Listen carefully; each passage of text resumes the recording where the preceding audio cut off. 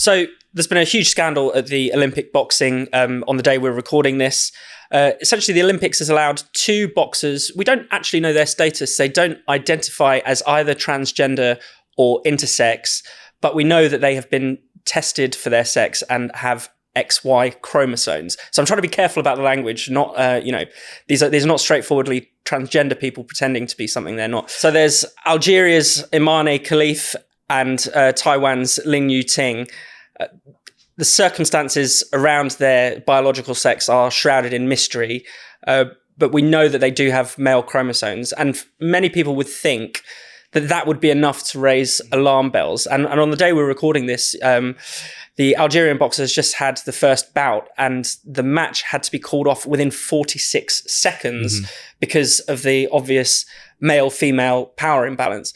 Now, this is like scary territory. Normally, when we're talking about women's sports, it's a discussion about fairness. But when we're talking about boxing, this is about safety. No, absolutely. And it's one which has recurred throughout the whole kind of gender and sport discussion. I remember one of the first stories that brought a lot of people attention to this was the Fallon Fox controversy, which was a trans-identified male who was beating up women in mixed martial arts competitions. And you think this is clearly the situation in which this should be the first sport in which you decide this isn't allowed, before the debate managed to rattle through to all of the others. Because as you say, it's not just about unfairness, it's about safety.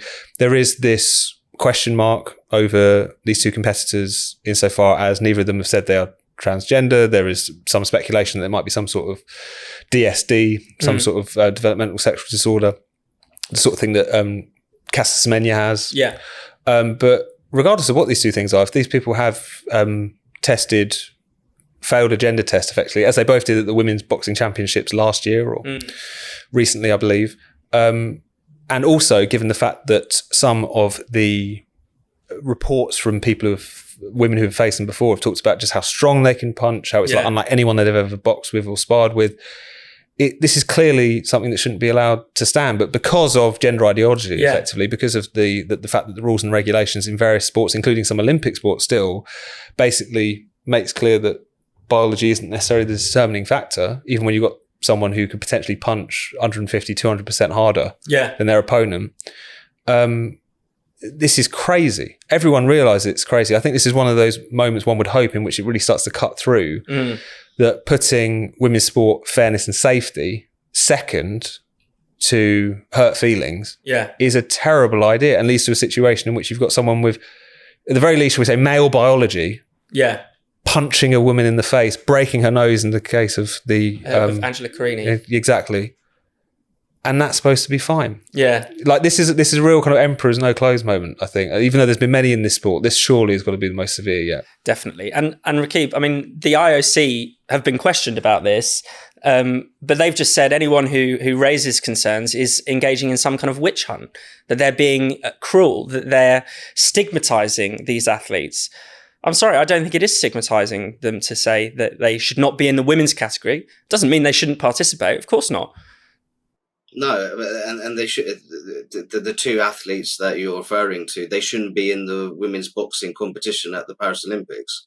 It's quite as simple as that. I find it quite interesting because the organisers branded this Olympics as the equal games, the perfect demonstration of inclusivity.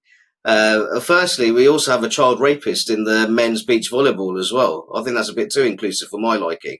But there you go. But I think you raised such a good point. This goes, I mean, of course, we have to talk about the biological reality of it. But there's a very serious health and safety issue here. And I think that's been demonstrated even in this fight, where the Italian female boxer was left with a broken nose within a 46-second period. And I just find it absolutely remarkable that this is being allowed. And if this continues, this could destroy the very integrity and fairness of women's sporting competition. And I think it's a crying shame that it's happened at this Olympics. And Tom, I mean, the Olympics started off as with the opening ceremony was kind of a celebration of wokeness. Now we've seen the cold, hard reality of what wokeness leads to, surely. This is what it means to be kind and be inclusive. No, exactly. Beating up women. This is the thing. I mean, that's the great absurd. I mean, you want to laugh, but it's so horrendous at the same time. Is that it's now become a progressive position to be relaxed about a male punching a woman in the face.